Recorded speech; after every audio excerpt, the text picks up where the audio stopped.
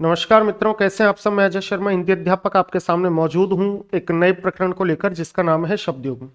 देखिए, अगर मैं शब्दयुग्म की बात करूं तो मैं कहूंगा कि शब्दयुग्म होता क्या है। शब्दयुग्म होता है कि शब्द का जोड़ा, और शब्द का जोड़ा जिसके लेकिन अर्थ को लेकर के उच्चारण समान हो, और उच्चारण समान होने के साथ साथ लेकिन अर्थ में भिन्नता हो, उसको हम शब्दयुग्म कहेंगे।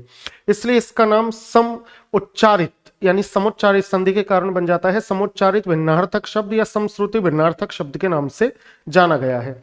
अच्छा, आगे बात करेंगे कि इसके बाद, लेकिन कक्षा की शुरुआत जैसे हमेशा की तरह मैं करूंगा एक श्लोक से। और आज मैं आपके सामने एक दोहा लेकर के आया हूं, रहीम ग्रंथावली से ये दोहा मैं लेकर आया हूं। और रहीम ग्रंथावली के पृष्ठ संख्या 85 से ये है, वाणी प्रकाशन 1985 का जो संस्करण रहा है उसका, कि जो रहीम उत्तम प्रकृति का करी सकत कुसंग। जो रहीम उत्तम प्रकृति तो का करी सकत कुसंग। कितनी अच्छी बात कह दी देखो, कि जो रहीम उत्तम प्रकृति का करी सकत कुसंग, और चंदन विष व्यापत नहीं लिपटे रहे भुजंग। यहां पर रहीमदास जी कहते हैं कि जो रहीम उत्तम प्रकृति मतलब उत्तम जिसकी प्रकृति होती है, जिसका स्वभाव उत्तम होता है, अच्छा होता है, श्रेष्ठ होता है। ये रहीमदास जी कहते हैं कि जो रहीम उत्तम प्रकृति, जिसकी जो प्रकृति है, स्वभाव है, वो उत्तम रहता है, तो का करी सकत भुजंग, सॉरी, का करी सकत कुसंग, तो उसका कुसंग अर्थात बुरी संगति भी क्या कर सकती है, क्या बिगाड़ सकती है, उस पर कोई भी बुरी संगति प्रभाव नहीं छोड़ सकती। चंदन विष व्यापत नहीं लिपटे रहे भुजंग। चंदन के विष से जहरीले सांप लिपटे हुए रहते हैं, लेकिन चंदन जहर नहीं ग्रहण करता, बल्कि सांप ही उस चंदन के कारण शीतलता को ग्रहण कर लेते हैं, शीतलता को प्राप्त करते हैं। इसका मतलब क्या है कि अगर कोई व्यक्ति है, देखिए इसका भावार्थ क्या है, मैं भावार्थ समझाता हूं और तभी आपको इस चीज समझ में आएगी। भावार्थ इसका क्या है? भावार्थ है कि रहीमदास जी कहते हैं कि भाई, अगर कोई व्यक्ति आपके आसपास, आपके समाज में दुष्ट प्रकृति का है, नीच प्रकृति का है, इस प्रकार की मानसिकता का है, जिसको हम कहते हैं सामान्य रूप से नकटी मानसिकता। नकटी मानसिकता का मतलब यह है कि आप उसको कितना भी समझाएं, कितना भी हद तक प्रेम दें, कितने भी प्रकार से समझाने का प्रयत्न करें, लेकिन वो अपना स्वभाव नहीं छोड़ेगा। अगर उसे धोखा देने की आदत पड़ गई है तो वो धोखा देगा, अगर उसे झूठ बोलने की आदत पड़ गई है तो वो झूठ बोलेगा, अगर उसे चोरी करने की आदत पड़ गई है तो वो चोरी करेगा। तो इसलिए रहीमदास जी ने कहा है कि कितने भी प्रकार के जतन कर लो आप, लेकिन आप किसी व्यक्ति के स्वभाव में परिवर्तन नहीं कर सकते। लेकिन उन्होंने इस बात को अच्छाई पर निर्भर करते हुए कहा है कि जैसे चंदन के पेड़ से हजारों सांप लिपटे होते हैं, उसके बाद भी चंदन क्या नहीं करता, जहर को ग्रहण नहीं करता, वो सांप ही शीतलता को प्राप्त करते हैं। उसी प्रकार से इस समाज में भी क्या है कि अगर आप अच्छे हैं तो अच्छे बने रहिए। अच्छे इसलिए बने रहिए क्योंकि एक व्यक्ति की किसी हरकत से अगर आप अपने जीवन में परिवर्तन कर देते हैं, अच्छाइयों को खत्म करके बुराई के रास्ते पर आ जाते हैं, तो आपसे जुड़े हुए बाकी के जो जितने भी लोग हैं उनके लिए वो अच्छी बात नहीं है। इसलिए मेरी इस बात को विशेष रूप से ध्यान देना। मैं एक बार फिर कह देता हूं कि जो रहीम उत्तम प्रकृति तो का करी सकत कुसंग, और चंदन विष व्यापत नहीं लिपटे रहे भुजंग। वहीं पर कुमार विश्वास के एक शेर के साथ मैं आगे बढ़ता हूं कि खुद से भी ना मिल सको। देखिए, वाक्य शुद्धि का आज हमारा प्रकरण है, और वाक्य शुद्धि में आगे बढ़ने से पहले एक इस शेर से हम शुरुआत करेंगे कि खुद से भी ना मिल सको इतने भी पास मत होना। खुद से भी ना मिल सको इतने भी पास मत होना। इश्क तो करना मगर देवदास मत होना। इस दुनिया में प्रेम करने में गलती नहीं है, प्रेम कीजिए, लेकिन गलत इंसान से अगर आप प्रेम कर लेते हो तो ये आपकी बर्बादी के सारे रास्ते खोल देता है। इसलिए विशेष रूप से इंसान को चुनिए, फिर प्रेम कीजिए। आगे चलते हम वाक्य शुद्धि की तरफ। वाक्य शुद्धि में देखो मैं क्या करूंगा कि मैंने आपसे कहा था कि लगभग 30 वाक्य, 100 वाक्यों का मैं आपको यहां पर लिखवाने जा रहा हूं। 100 वाक्य, तो वाक्य को मैं 3 भागों में बांटूंगा, 3 कक्षाओं में बांटूंगा, भाग 1, भाग 2 और भाग 3। अब भाग 1, भाग 2 और भाग 3 में सबसे समझने वाली बात क्या है कि सबसे पहले मैं क्या करूंगा, भाग 1 में 30 वाक्यों का संकलन है मेरे पास। वो 30 वाक्य ऐसे हैं जो ऑथेंटिक है, परीक्षा में आए हुए हैं, बहुत महत्वपूर्ण हैं। तो उनको लेकर के मैं आज आपके सामने लिखूंगा और बताऊंगा कि इनमें किस प्रकार की अशुद्धि है, अशुद्धि क्यों है, इनका शुद्धिकरण किस प्रकार से होगा। सारी चीजों को ध्यान में रखते हुए हम आगे बढ़ेंगे। देखिए,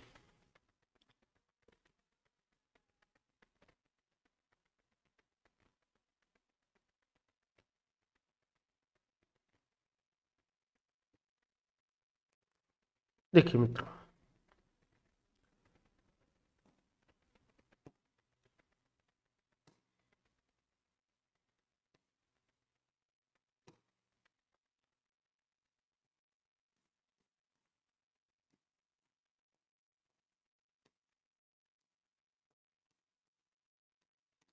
वाक्य शुद्धि प्रश्नोत्तरी,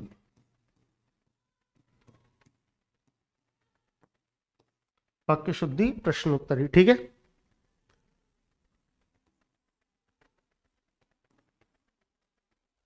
वाक्य शुद्धि प्रश्नोत्तरी, इसमें आज हम वाक्य लिखते हुए चलते हैं।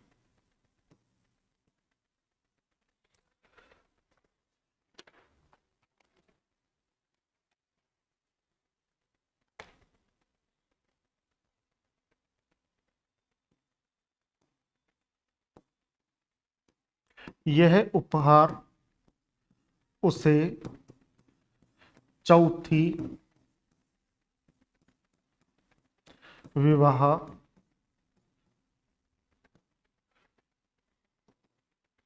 विवाह की वर्षगांठ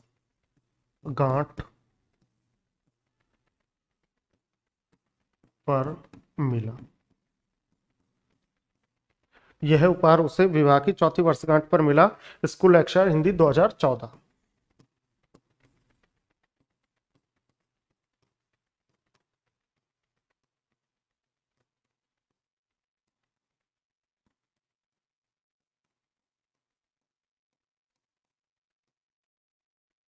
यह उपहार उसे विवाह की चौथी वर्षगांठ पर मिला। ठीक है, ये पहले नंबर का हमारा वाक्य हो गया। अब इसमें समझेंगे कि गलती क्या है। देखो, ध्यान से समझने वाली बात क्या है, ध्यान से समझने वाली बात यह कि यह उपहार उसे चौथी विवाह, यहां पर चौथी विवाह, अगर देखो ये विवाह के लिए चौथी शब्द का प्रयोग होता, विशेषण होता, तो फिर क्या होता। समझने वाली बात है कि चौथा होना चाहिए था, चौथा या चौथे, चौथे विवाह की वर्षगांठ पर मिला। लेकिन ये चौथे विवाह नहीं है, चौथी है। इसका मतलब ये तो स्त्रीलिंग शब्द हो गया। ये तो कौन सा शब्द हो गया, स्त्रीलिंग शब्द। और ये कौन सा हो गया, ये पुल्लिंग शब्द हो गया। तो इसका ये विशेषण तो हो नहीं सकता। फिर ये विशेषण किसका हो सकता है, वर्षगांठ, वर्षगांठ का मतलब एनिवर्सरी। तो क्यों ना ये विवाह की चौथी एनिवर्सरी हो। ध्यान से समझने का प्रयत्न करना कि यह उपहार उसे विवाह की चौथी वर्षगांठ पर मिला, अर्थात ये जो चौथी शब्द है ये किसके लिए आया है, वर्षगांठ के लिए आया है। और जब ये वर्षगांठ के लिए आया है, इसका मतलब है कि इसमें जो अशुद्धि है वो अशुद्धि है पदक्रम संबंधी। इसमें जो अशुद्धि है वो कौन सी हो सकती है, फिर पदक्रम संबंधी अशुद्धि इसमें हो सकती है, पदक्रम संबंधी अशुद्धि, अशुद्धि, अशुद्धि। ठीक है, यह उपहार उसे चौथी विवाह की वर्षगांठ पर मिला। इसका मतलब ये जो चौथी आना चाहिए था ये यहां पर आना चाहिए था, यहां पर इस चौथी शब्द का प्रयोग होगा।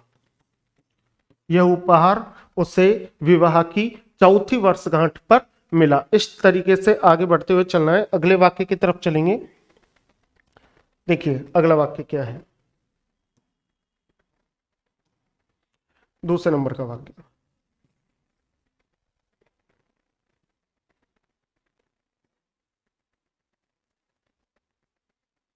कृपया इस निमंत्रण को स्वीकार करने की कृपा करें। कृपा इस निमंत्रण को स्वीकार करने की क्या करें, कृपा करें। ये आया कहाँ है, ये आया है आरपीएससी लिपिक परीक्षा 2013।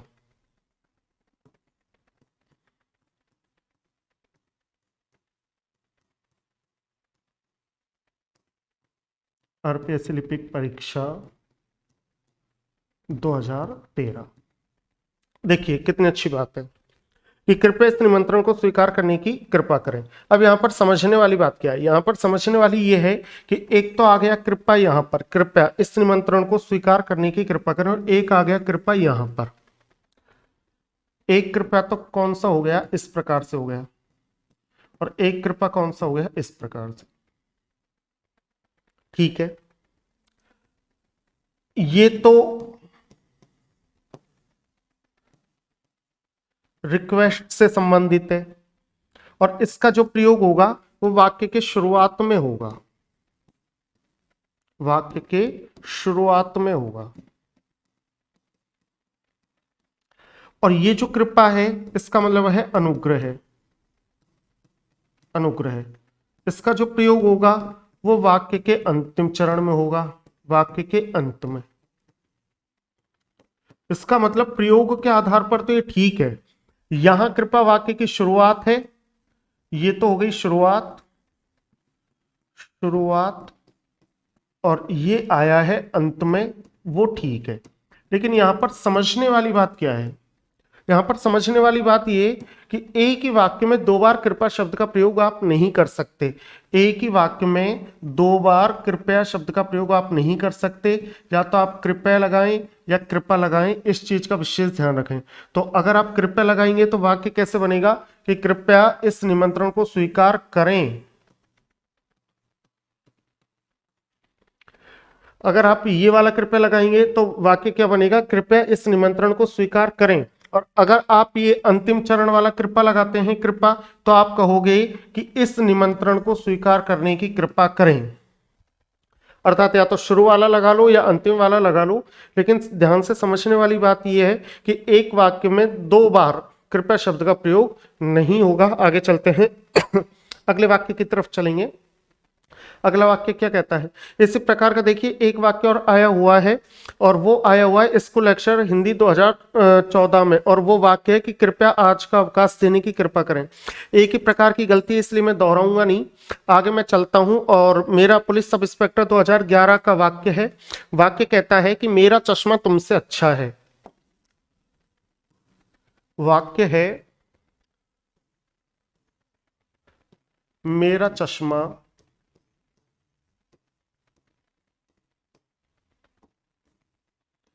तुमसे अच्छा है, मेरा चश्मा तुमसे अच्छा है। अब देखिए यहां पर समझने वाली बात क्या है, यहां पर समझने वाली बात यह है, ये आया कहां है, ये आया है police sub inspector, police sub inspector 2011 में। मेरा चश्मा तुमसे अच्छा है, भाई यहां पर चश्मे की तुलना किससे की जा रही है, तुमसे, अर्थात इंसान से की जा रही है। अब आप मुझे एक छोटी सी बात बताओ, क्या किसी चश्मे की तुलना इंसान से की जा सकती है क्या? क्या कोई चश्मा है जो क्या किसी इंसान से तुलना करने के लायक हो सकता है? कि कितना भी कीमती चश्मा क्यों ना हो, किसी इंसान से बढ़कर तो उसकी कीमत नहीं आकी जा सकती। इसका मतलब क्या है कि चश्मे की तुलना इंसान से ना करते हुए चश्मे की तुलना आप किससे करोगे, चश्मे से ही करोगे, सामने वाले के चश्मे से करोगे। तो इस वाक्य का शुद्ध रूप क्या हो गया कि तुमसे गलत हो गया यहां पर, और इसका शुद्ध रूप होना चाहिए था कि मेरा चश्मा, मेरा चश्मा तुम्हारे चश्मे से अच्छा है, मेरा चश्मा तुम्हारे चश्मे से अच्छा है। ये इसका कौन सा वाक्य होना चाहिए था, शुद्ध वाक्य होना चाहिए था। कि मेरा चश्मा तुम्हारे चश्मे से अच्छा है। यहां तक आप समझ पा रहे हो कि मेरा चश्मा तुम्हारे चश्मे से अच्छा है, इस प्रकार का वाक्य होता तो ये शुद्ध होता। आगे बढ़ते हैं, अगले वाक्य की तरफ बढ़ेंगे। अगला वाक्य क्या कहता है, देखिए अगला वाक्य आपके सामने मैं रखने जा रहा हूं कि आपकी अंगुलियां मुझसे बड़ी हैं। पटवार परीक्षा 2008। आपकी अंगुलियां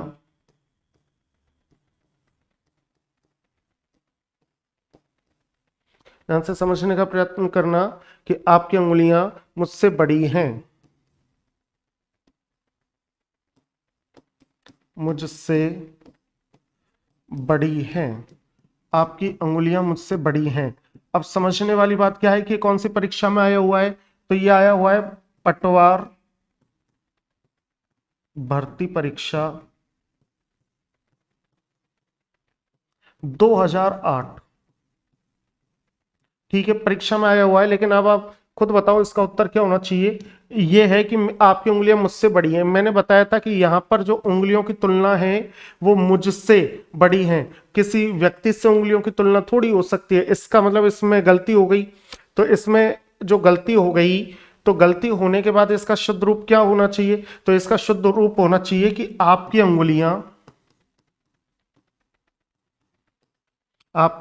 अंगुलियां, ध्यान से समझना, यहां तक तो ये एक जैसा ही आएगा कि आपकी अंगुलियां मुझसे बड़ी नहीं है, मुझसे के स्थान पर क्या आना चाहिए, मेरी अंगुलियों से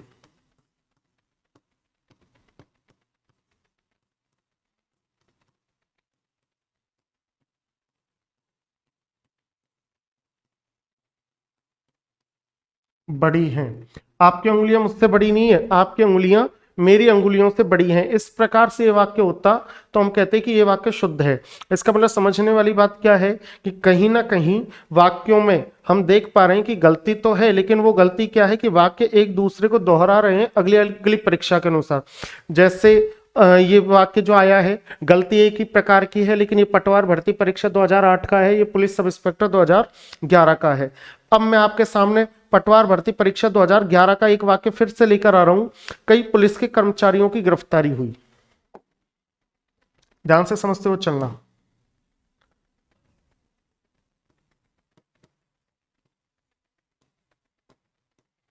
कई पुलिस के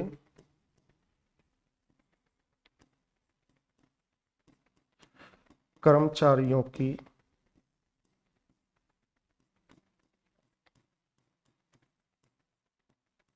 गिरफ्तारी हुई। ये है पटवार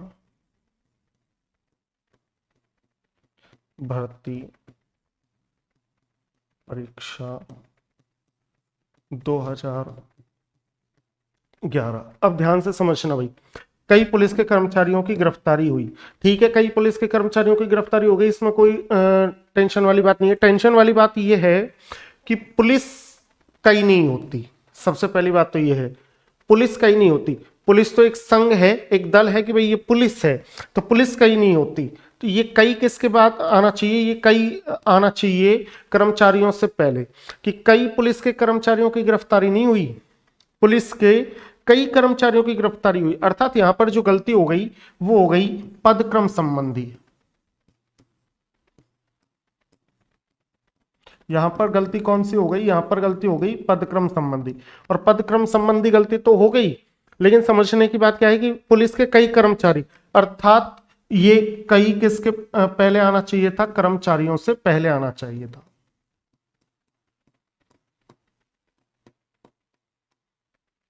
पुलिस के कई कर्मचारियों की क्या हुई, गिरफ्तारी हुई। इस चीज का विशेष ध्यान रखेंगे, तब हम सफलता की तरफ अग्रसर हो सकते हैं। देखिए आगे चलते हैं,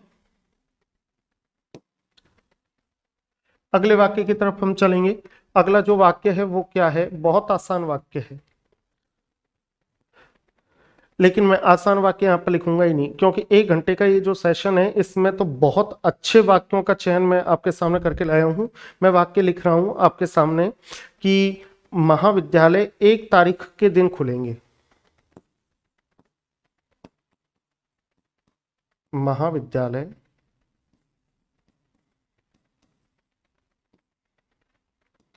एक तारीख,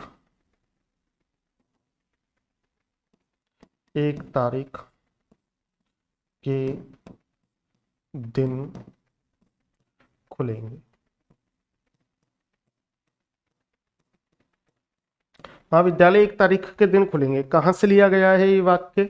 इस वाक्य की परीक्षा का भी कोई उल्लेख नहीं है। देखिए, महाविद्यालय एक तारीख के दिन खुलेंगे, बहुत अच्छा वाक्य है, महाविद्यालय एक तारीख के दिन खुलेंगे। लेकिन समझने वाली बात क्या है? समझने वाली बात यह है कि तारीख और दिन, इन दोनों शब्दों का प्रयोग एक साथ नहीं होता। किसी वाक्य में तारीख और दिन दोनों शब्दों का प्रयोग एक साथ नहीं होता। जब दोनों शब्दों का प्रयोग एक साथ नहीं होगा तो समझने की बात क्या है कि इसकी जो शुद्ध रूप है इसका, वो शुद्ध रूप होगा कि महाविद्यालय, महाविद्यालय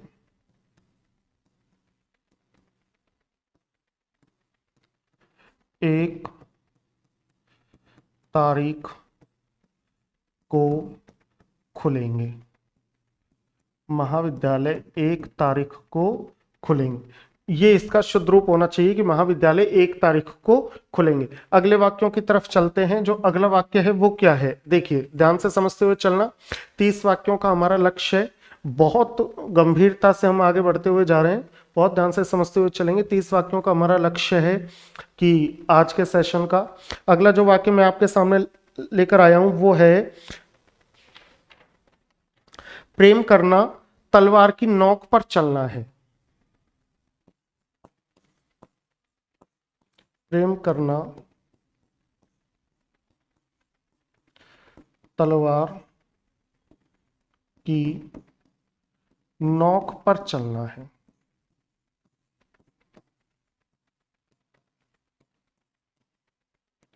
प्रेम करना तलवार की नोक पर चलना है। अब ध्यान से समझते हुए चलना कि देखो इसमें कहना क्या चाहता है। इसमें कहना चाहता है कि प्रेम करना बिल्कुल तलवार की नोक पर चलना है। लेकिन आप मुझे एक बात बताओ कि तलवार की नोक थोड़ी होती है। तलवार की तो क्या होती है? तलवार की तो होती है धार। तलवार की तो क्या होती है? धार। और सुई की क्या होती है?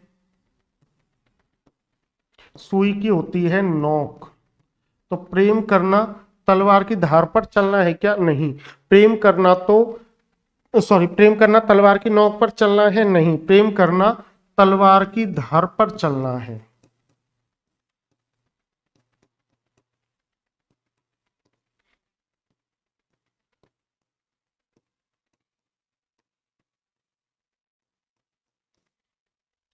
प्रेम करना तलवार की किस पर चलना है? धार पर चलना है। इस तरीके से हमने इन वाक्यों को देखा। जब हम आगे बढ़ते हैं तो देखो अगले वाक्य की तरफ चलेंगे। अगला वाक्य क्या कहता है? अगला वाक्य कहता है 30 वाक्यों का हमारा लक्ष्य कि अच्छे 30 वाक्यों को, जो अच्छे स्तर के 30 वाक्य उनको मैं लेकर के आपके सामने आऊं। तो अगला जो वाक्य है वो है कि पिताजी वापस लौट आए हैं।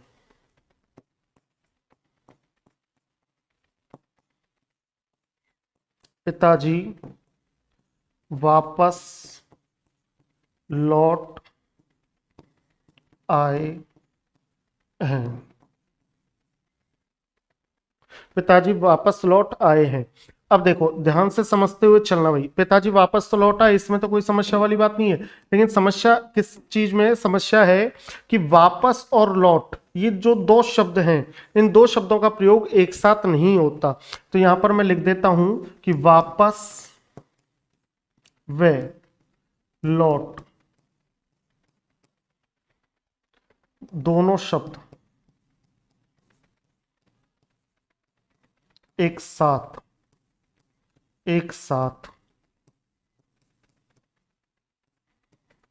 प्रयोग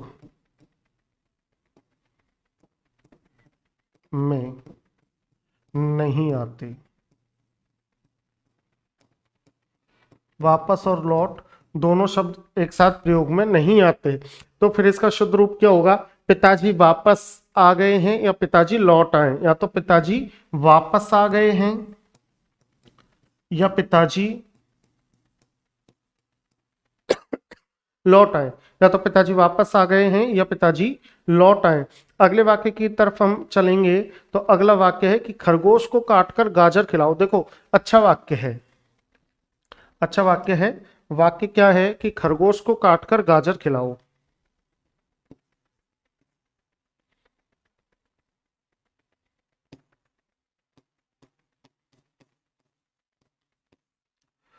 खरगोश को काटकर गाजर खिलाओ।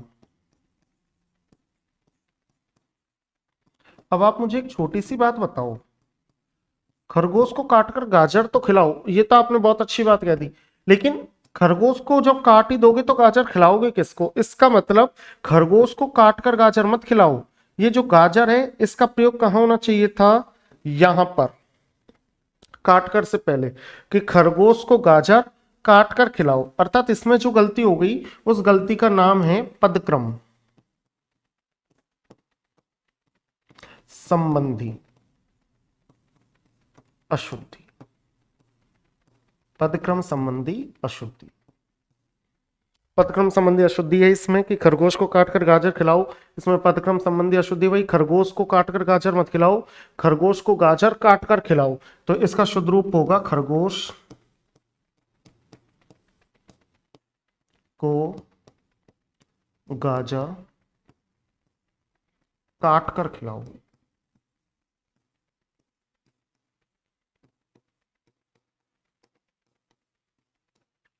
ठीक है, अगले वाक्य की तरफ हम अगर बढ़ते हैं तो अगला वाक्य देखो और भी महत्वपूर्ण वाक्य होने वाला है। इसके पीछे कारण क्या है ध्यान से समझना कि अगला वाक्य मैं लिखने जा रहा हूं। अगला जो वाक्य है वो है कि उसने प्राण की बाजी लगा दी।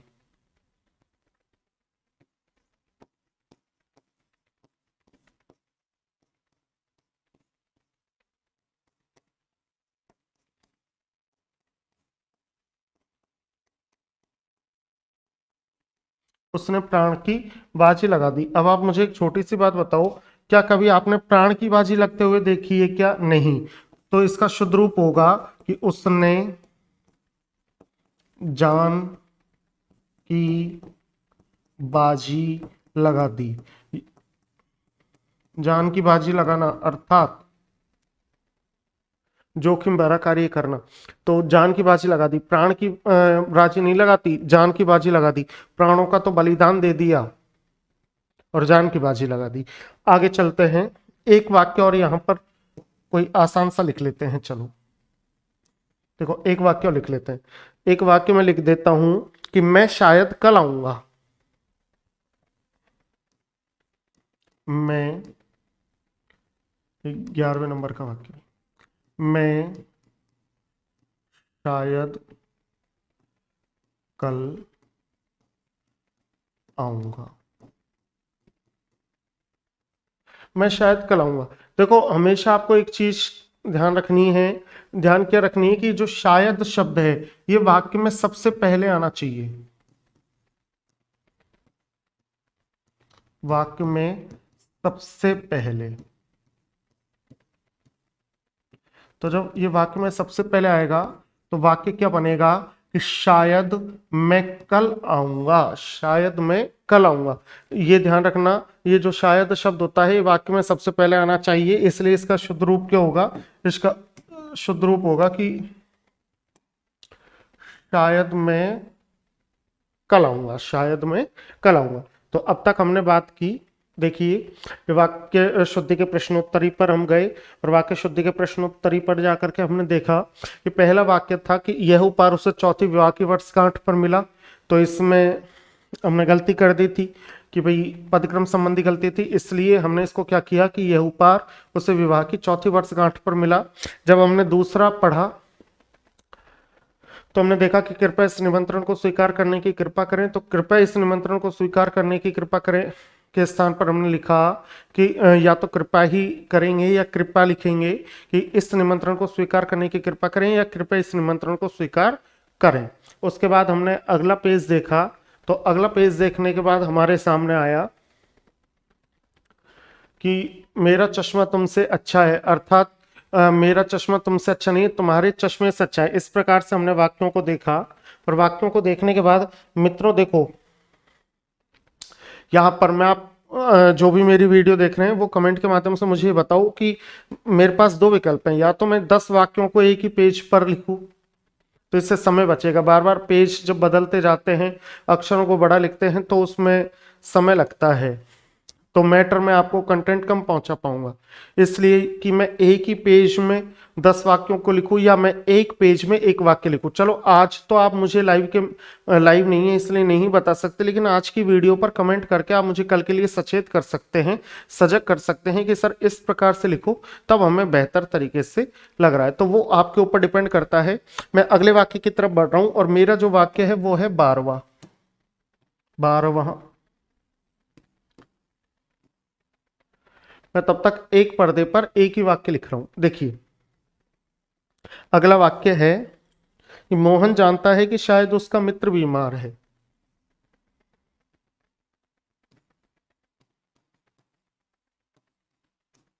मोहन जानता है कि शायद उसका मित्र बीमार है। मोहन जानता है कि शायद उसका मित्र बीमार है। अब मुझे एक छोटी सी बात बताओ कि मोहन जानता है, बिल्कुल जानता है, शायद, शायद उसका मित्र बीमार है। अब ये शायद क्यों लगा भाई, शायद क्यों लगा? जब मोहन जानता ही है, जब मोहन जानता ही है तो शायद लिखने की आवश्यकता नहीं थी। कि मोहन जानता है कि उसका मित्र बीमार है या मोहन को लगता है कि शायद उसका मित्र बीमार है, तो यहां पर जानता जब आपने लिख दिया तो शायद लिखने की आवश्यकता नहीं है। तो ये वाक्य का शुद्ध रूप क्या बनेगा? वाक्य का शुद्ध रूप बनेगा कि मोहन जानता है कि उसका मित्र बीमार है।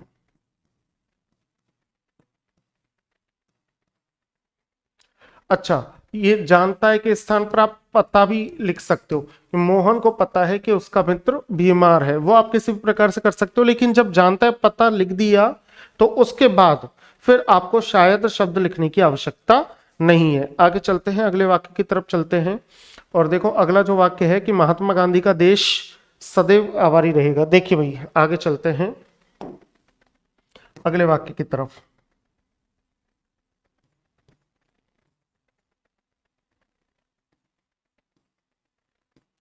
महात्मा गांधी का देश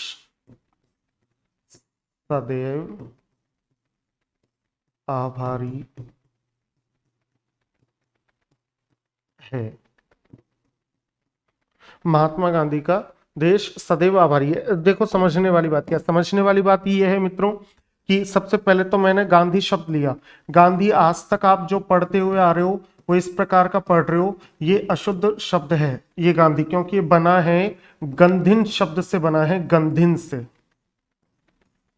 संस्कृत के शब्द से बना है और इसमें अनुस्वार का ही प्रयोग होता है, अनुनासिक नहीं आता। तो पहली चीज तो ये गांधी ठीक है। अब महात्मा गांधी का देश सदैव आभारी है। सबसे पहले तो देखो आपको गलतियां किसमें सुधारनी है, ध्यान से समझना कि है आभारी शब्द के साथ कभी भी है नहीं आएगा, आभारी शब्द के साथ हमेशा शब्द आएगा रहेगा।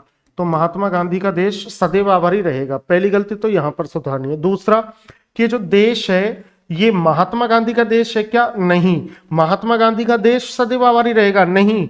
देश महात्मा गांधी का सदैव आभारी रहेगा, इस चीज का विशेष ध्यान रखना। महात्मा गांधी का देश सदैव आभारी नहीं रहेगा, देश महात्मा गांधी का सदैव आभारी रहेगा। तो इसका जो शुद्ध रूप है वो मैं आपके सामने लिख देता हूं। इसका जो शुद्ध रूप है वो है कि देश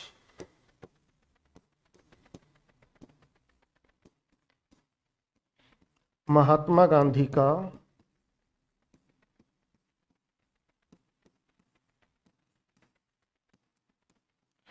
सदैव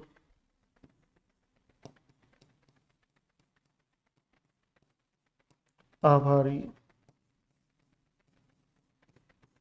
रहेगा। देश महात्मा गांधी का सदैव आभारी रहेगा। इस प्रकार से तो इन चीजों को ध्यान में रखते हुए चलना, तब जा करके तो आपको लगेगा कि आप सही दिशा में चल रहे, वरना एक एक वाक्य आपके लिए बड़ा कठिन होने वाला है। C3 के पेपर ने अभी सब को चकित करके रख दिया। आगे देखिए, आगे चलेंगे और अगले वाक्य की तरफ हम बढ़ेंगे। तो आकाश में दीर्घकाय बादल छा रहे हैं। हमारा जो पिछला वाक्य था वो था 13वां।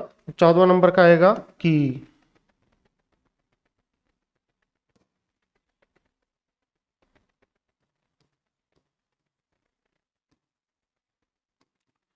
आकाश में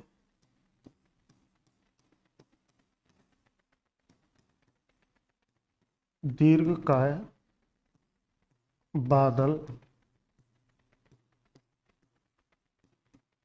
छा रहे हैं। आकाश में दीर्घकाय बादल छा रहे हैं। बहुत ध्यान से समझने वाली बात है कि आकाश में दीर्घकाय बादल छा रहे हैं। अब मुझे एक छोटी सी बात ये बताओ कि आकाश में दीर्घकाय बादल तो छा रहे हैं, लेकिन समझने की बात यह है कि यहाँ पर बादलों की विशेषता कौन से शब्द से दी गई है? दीर्घकाय। अरे ये जो दीर्घकाय शब्द है भाई, ये तो काय काय शब्द बना है, कायास, और काया यानी शरीर, और दीर्घ विशाल शरीर वाले, ये तो मानव के लिए प्रयोग होता है। तो बादलों के लिए जो विशेषण प्रयोग होगा वो होगा घने। आकाश में घने बादल छा रहे हैं। आकाश में कैसे बादल छा रहे हैं भाई? घने बादल छा रहे हैं। इस प्रकार से यहां पर आप ध्यान रखोगे। अगले उसकी तरफ चलते हैं। अगला जो है वो वाक्य है आपका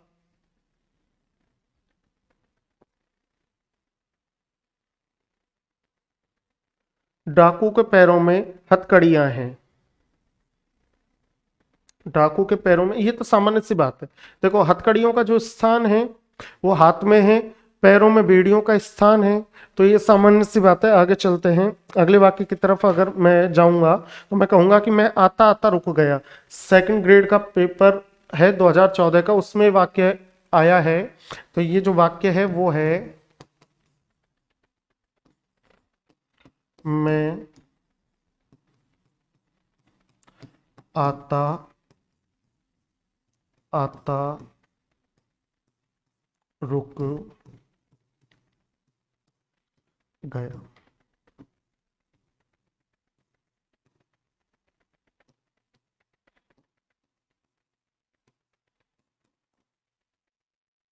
second grade teacher, second grade teacher का ये वाक्य है, और वाक्य है कि मैं आता आता रुक गया। ध्यान से समझते हुए चलना कि मैं आता आता रुक गया। अब यहाँ पर समझने वाली बात क्या है कि मैं आता आता रुक गया।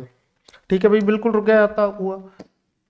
कहीं भी आपको इस प्रकार की क्रियाएं दिखें जहां एक ही शब्द की पुनरावृत्ति हो, एक ही क्रिया की पुनरावृत्ति हो, पुनरावृत्ति हो, पुनरावृत्ति, पुनरावृत्ति हो, किसकी हो? क्रिया की हो। तो वहां पर आपको अंत में क्या करना है? अंत में इस आ के स्वर को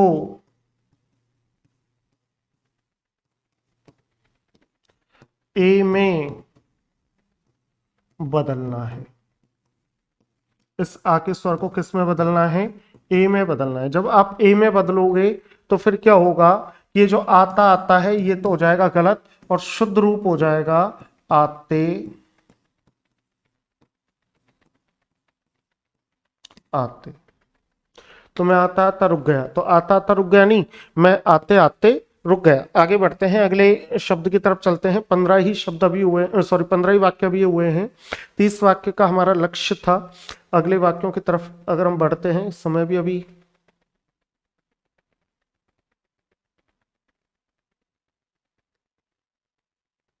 बचा हुआ है पर थोड़ा कम है।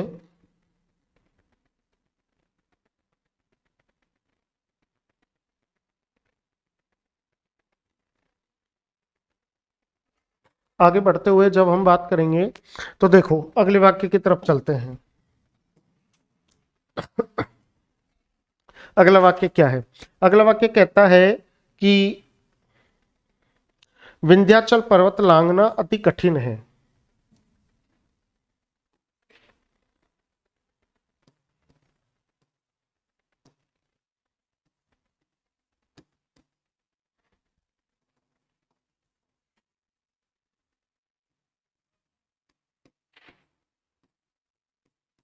विंध्याचल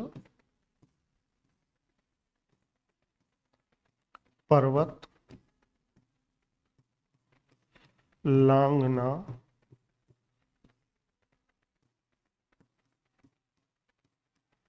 अति कठिन है। बिल्कुल है भाई, विंध्याचल पर्वत लांघना अति कठिन है, बिल्कुल है, इसमें कोई परेशानी वाली बात नहीं है। विंध्याचल पर्वत लांघना अति कठिन है, इसमें कोई भी परेशानी वाली बात नहीं है, वाक्य बिल्कुल शुद्ध है। लेकिन कहीं ना कहीं इसमें अशुद्धि है, और वो अशुद्धि क्या है, ध्यान से समझना कि मैंने कहा विंध्याचल। अब अगर मैं विंध्याचल शब्द को देखता हूं तो मुझे शब्द मिलता है विंध्य और अचल।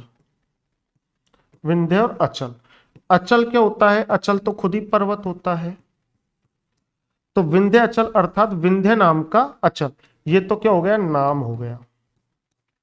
विंध्य जो नाम का पर्वत है, इस विंध्य नाम के पर्वत को ही क्या कहा, विंध्याचल कहा, तो विंध्याचल का खुद का अर्थ क्या हो गया, विंध्य नाम का पर्वत। तो विंध्य नाम का पर्वत अर्थात यहां पर आप देखो अर्थ लिख लो इसका, आप इसका अर्थ लिखोगे कि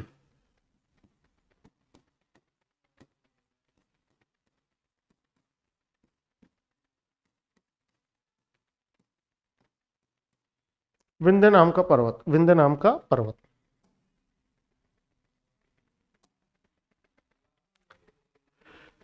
अब यहां पर जब विंध्य नाम के पर्वत में इसमें खुद ही पर्वत शामिल है, तो यहां फिर इस पर्वत को लिखने की आवश्यकता नहीं है, अर्थात ये जो पर्वत है, ये पर्वत कैसा हो गया, ये अनावश्यक संज्ञा शब्द हो गया।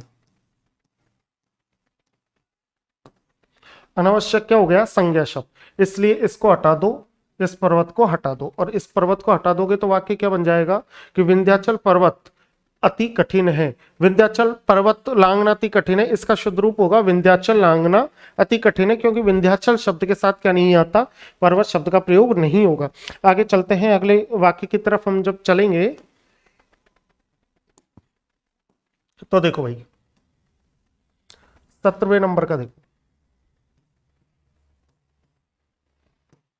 17वें नंबर का वाक्य, अगला जो वाक्य है वो मैं लिखूंगा आपके सामने कि हमें परस्पर में सहयोग करना चाहिए।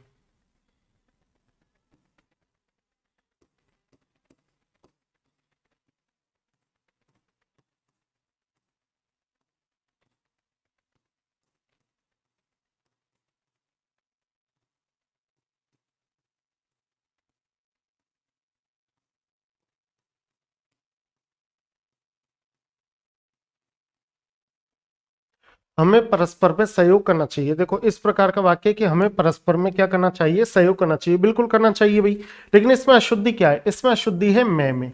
अब इस मैं आप कहोगे कि अशुद्धि क्यों है, इस मैं में अशुद्धि है, क्यों है, देखो समझने की बात क्या है कि इस वाक्य को आप तीन प्रकार से लिख सकते थे। इस वाक्य को तीन प्रकार से कैसे लिख सकते थे कि हमें आपस में सहयोग करना चाहिए, तो इस में का जो प्रयोग होता है ये आपस शब्द के साथ होता है। दूसरा आप कह सकते थे कि केवल परस्पर, हमें परस्पर सहयोग करना चाहिए। या तीसरे रूप में आप कह सकते थे हमें एक दूसरे का,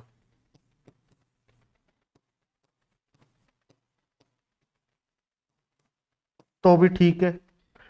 तो आपस में परस्पर या एक दूसरे का कह देते जब तो ये ठीक है, लेकिन परस्पर के साथ जब आपने मैं का प्रयोग किया तो ये क्या हो गया, गलत हो गया, इसलिए ये वाक्य गलत था।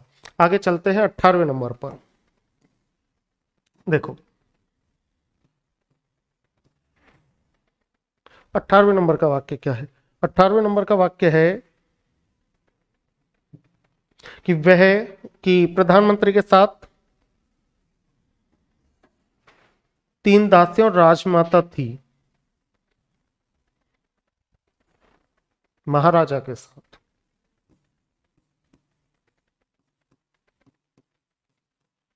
महाराजा के साथ 3 दासियां और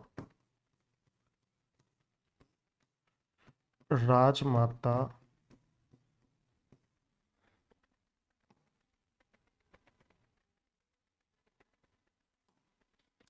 थी।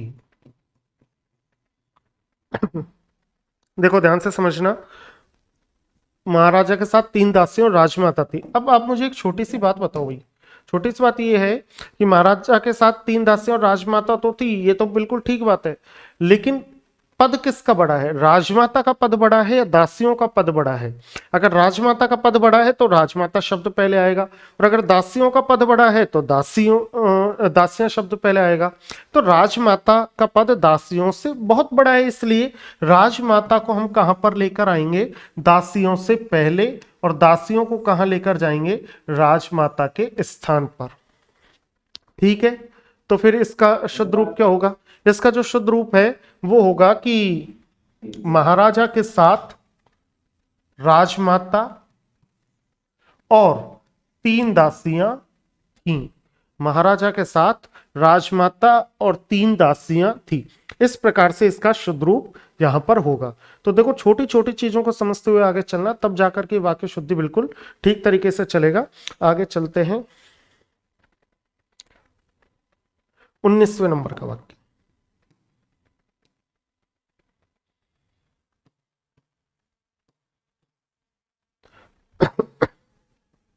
देखो अगला वाक्य क्या है? अगला वाक्य है कि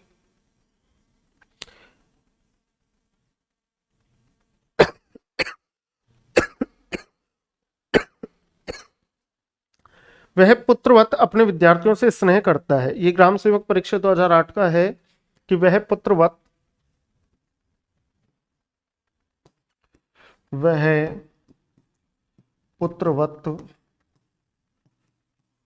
अपने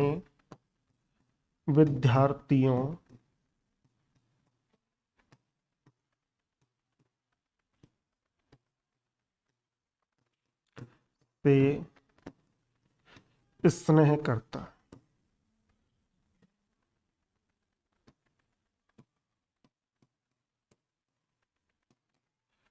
वह पुत्रवत अपने विद्यार्थियों से क्या करता है भाई? स्नेह करता है। बहुत अच्छा वाक्य है कि वह पुत्रवत अपने विद्यार्थियों से स्नेह करता है। देखो ध्यान से समझने वाली बात क्या है, ध्यान से समझने वाली बात क्या है। वह पुत्रवत, पुत्रवत का मतलब क्या हो गया? पुत्र के समान।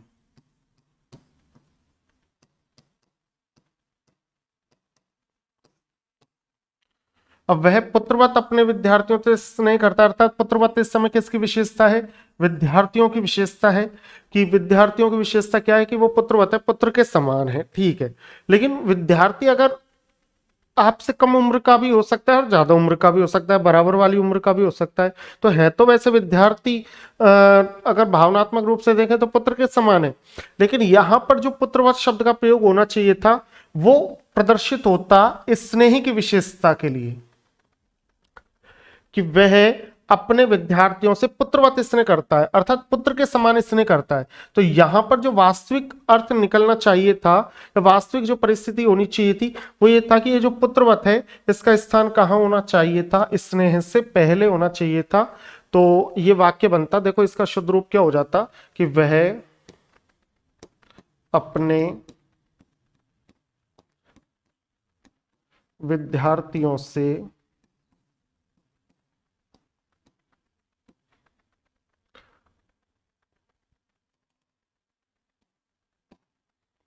वह अपने विद्यार्थियों से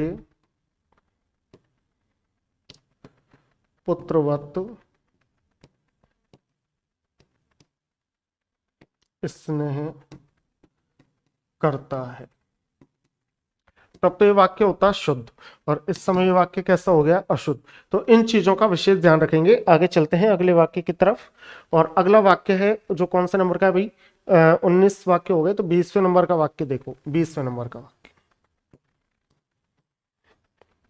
वाक्य कहता है, बहुत अच्छा वाक्य, ध्यान से समझना, कि कई विद्यालय के छात्र नकल करते हुए पकड़े गए।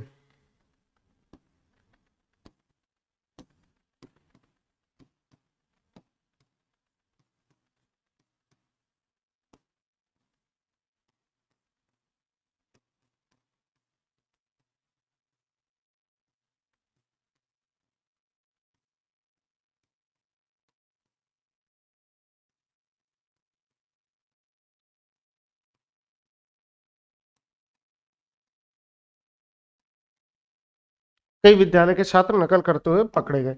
अब आप मुझे एक छोटी सी बात बताओ कि ये जो कई है इसका स्थान क्या विद्यालय से पहले होना चाहिए या फिर विद्यालय के कई छात्र? यहां पर ये कई का स्थान छात्र से पहले होना चाहिए। तो भाई देखो, कई का जो स्थान है वो किसका विशेषण होना चाहिए था? छात्र का होना चाहिए था।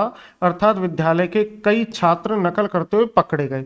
इस प्रकार की गलती को हम पद क्रम संबंधी या क्रम भंग संबंधी गलती कहते हैं। तो पहला जो इसका शुद्धिकरण होना चाहिए था वो इस वाक्य के रूप में होता कि विद्यालय के कई छात्र नकल करते हुए पकड़े गए। देखो ध्यान से समझते हुए चलना, इसका पहला जो शुद्धिकरण है वो है कि विद्यालय के कई छात्र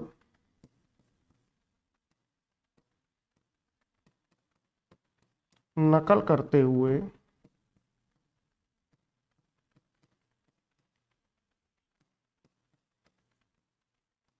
पकड़े गए।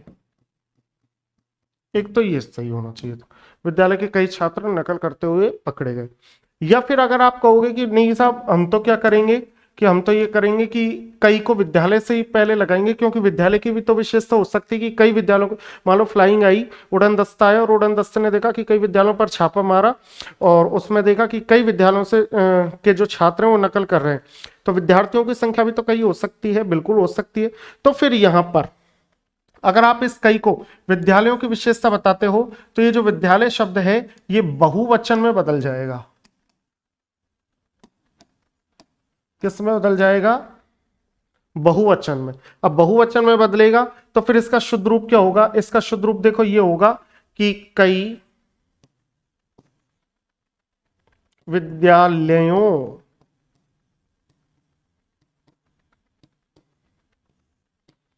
के छात्र नकल करते हुए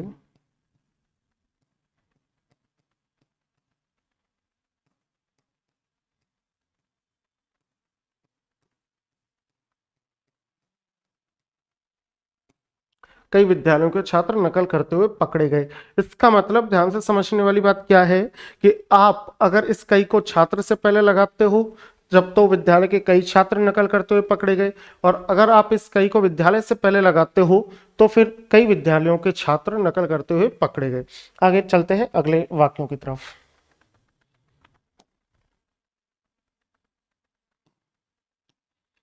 देखिए अगला वाक्य क्या कहता है? वह सदैव ही विलंब से आता है।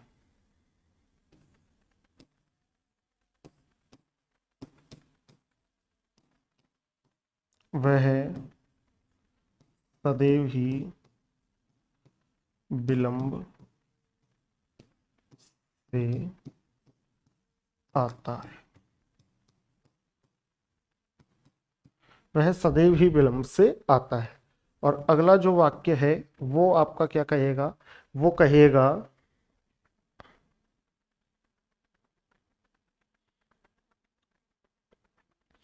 यह पुस्तक मेरे को दीजिए।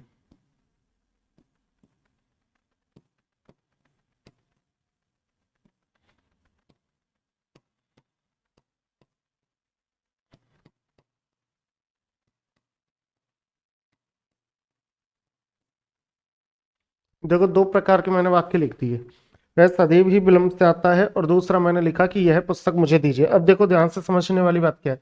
ध्यान से समझने वाली बात यह है भाई कि वह सदैव ही विलंब से आता है। इसमें जो दिक्कत है वो सदैव में है। सदैव में दिक्कत क्यों है? क्योंकि सदैव बनेगा सदा और एव से। इसमें संधि कौन सी है? वृद्धि संधि है। वृद्धि संधि है। तत्सम शब्द है।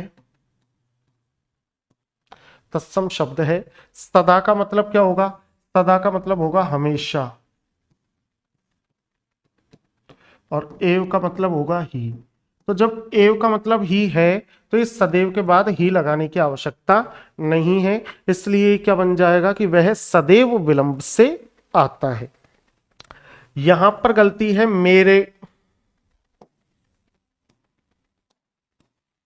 मेरे को दीजिए।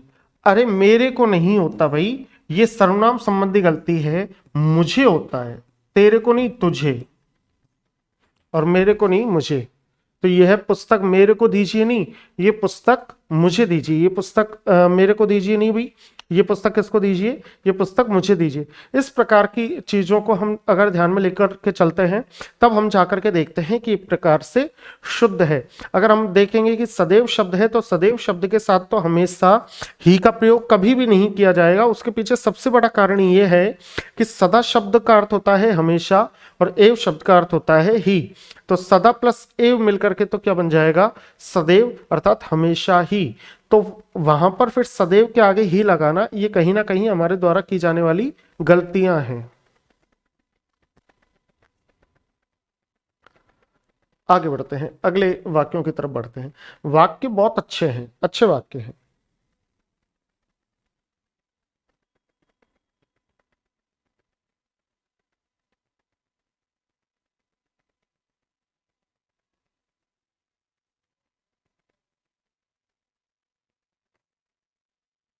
अच्छे वाक्य हैं, देखिए।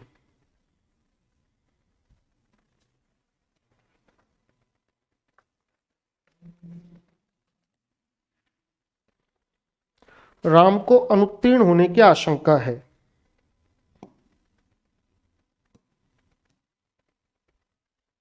राम को अनुत्तीर्ण होने की आशंका है। वाक्य कौन सा चलेगा, वाक्य चलेगा 23वां।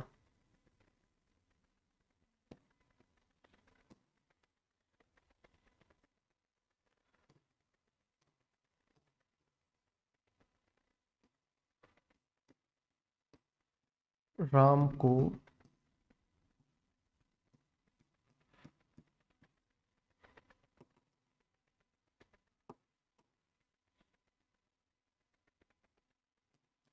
अनुत्तीर्ण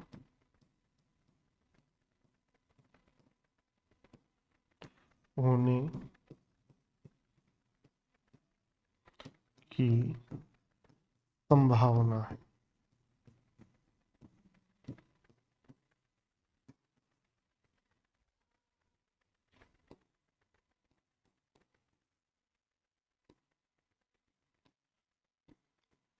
राम को उत्तीर्ण होने की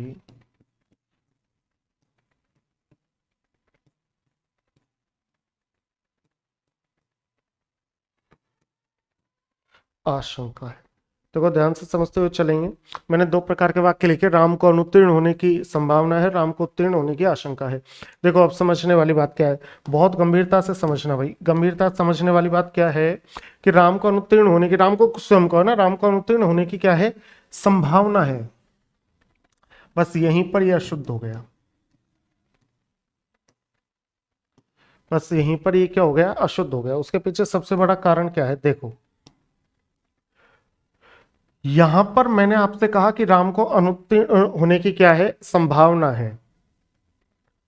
भविष्य में कोई भी काम होने वाला है, भविष्य में कुछ भी जो होता है या होने वाला है,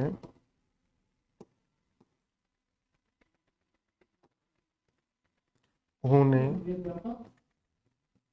वाला है,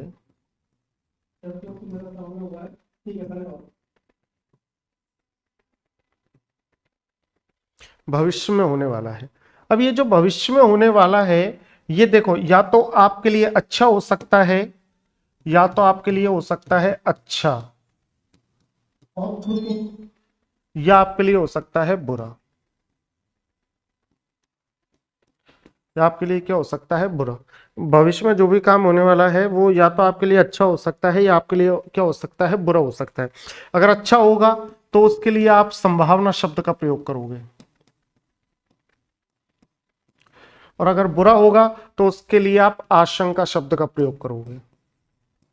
कौन से शब्द का, आशंका शब्द का। अब अनुत्तीर्ण जो है उसका मतलब है अन और उत्तीर्ण, अर्थात फेल हो जाना, फेल हो जाना। ये तो बुरा काम है, आपके लिए बुरा है। अब बुरा है तो बुरे के साथ तो आशंका शब्द का प्रयोग होगा, तो यहां पर संभावना ना करके, संभावना तो गलत है, और आशंका क्या हो जाएगा, शुद्ध हो जाएगा कि राम को अनुत्तीर्ण होने की संभावना नहीं है, राम को अनुत्तीर्ण होने की आशंका है। वहीं पर यहां पर जो आशंका शब्द है, देखो उत्तीर्ण, उत्तीर्ण का मतलब होता है पास। अच्छा काम है, अच्छा काम है, तो फिर आशंका अच्छे के लिए नहीं होती आशंका, तो फिर यहां पर जो उत्तर होगा वो हो जाएगा संभावना, संभावना। इस तरीके से हमने इन वाक्यों को देखा कि अच्छे के लिए संभावना, और भविष्य में अगर कोई काम आपके लिए बुरे अर्थ देता है तो उसके लिए आप कौन से शब्द का प्रयोग करेंगे?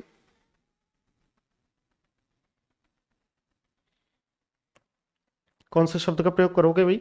उसके लिए फिर आप प्रयोग करोगे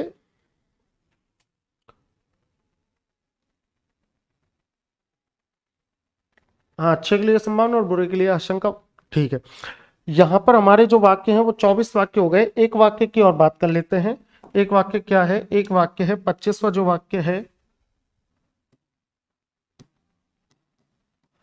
वो क्या कहता है?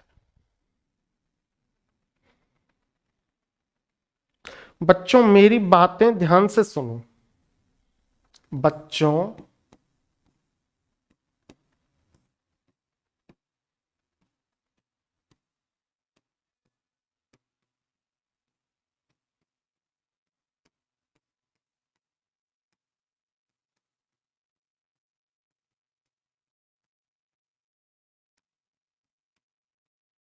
बच्चों मेरी बातें ध्यान से सुनो। अब देखो समझने वाली बात क्या है, बहुत आसान बात है। बच्चों मेरी बात ध्यान से सुनो, मेरी बातें ध्यान से सुनो। समझने वाली बात क्या है? समझने वाली बात है कि यहां पर ये जो चिन्ह है, इस चिन्ह के दो नाम होते हैं। एक तो इसको विस्मयादिबोधक कहते हैं, विस्मयादिबोधक चिन्ह, और एक इसको कहते हैं संबोधनवाचक चिन्ह।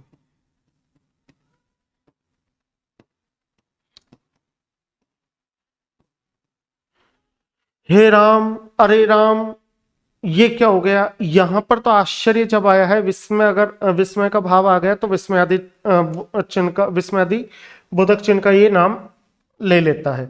और यहां पर आपने किसी चीज को संबोधित किया है, किसी व्यक्ति को संबोधित किया है, इसलिए यहां पर एक क्या कहलाएगा? संबोधनवाचक चिन्ह। इस संबोधनवाचक चिन्ह से पहले कभी भी अनुस्वार नहीं आता। संबोधनवाचक चिन्ह से पहले कभी भी क्या नहीं आता? अनुस्वार नहीं आता। इस चीज का विशेष ध्यान रखना, कि संबोधनवाचक चिन्ह से पहले कभी भी क्या नहीं आता? अनुस्वार नहीं आता। तो मैं इसको लिख देता हूं कि संबोधनवाचक चिन्ह से पहले, संबोधनवाचक चिन्ह से पहले अनुस्वार नहीं आता। इसलिए यहां पर ये जो बच्चों शब्द आएगा वो इस प्रकार से आएगा, बच्चों। तो यह शुद्ध है और ये शुद्ध है। इस प्रकार से मित्रों हमने यहां पर इनको देखा, और देखने के बाद हमें पता चला कि वाक्य में तो गलतियां कई तरीके से निकल सकती हैं, कई तरीके से गलतियां निकलती हैं। हम गलतियों को क्या कर सकते हैं, किस प्रकार से देख सकते हैं? उस वाक्य को आप बार बार पढ़िए, बार बार पढ़िए, बार बार पढ़िए, तब तक पढ़ते रहिए जब तक वो समझ में ना जाए। वाक्य में जो उसकी अशुद्धियां हैं वो एक बार में नहीं, दो बार में नहीं, तीन बार में नहीं, 4, 5, 6, 7, 10 बार में तो आपके सामने स्वतः ही आ जाएंगे कि हाँ, इसमें यहां पर कोई ना कोई कमजोरी वाक्य में मिल सकती है। अब आगे चलते हैं। देखिए मेरा एक जो तरीका रहता है वो रहता है कि मैं कमेंट्स के माध्यम से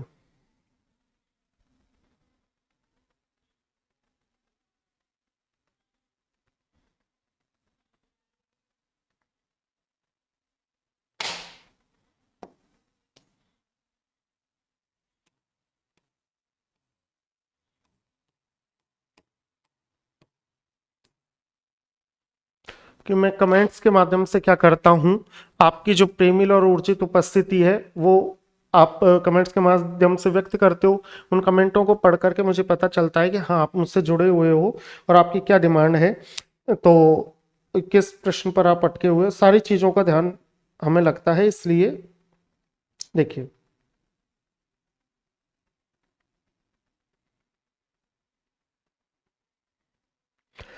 आपने जो पिछली वीडियो पर कमेंट किए थे, जो कल अपलोड हुई थी, उस वीडियो पर हुए कमेंट्स को पढ़ करके मैं उनका जवाब देने का प्रयत्न करता हूं। तो मैं आ जाता हूं उस वीडियो पर जो कि कल आई थी। देखिए,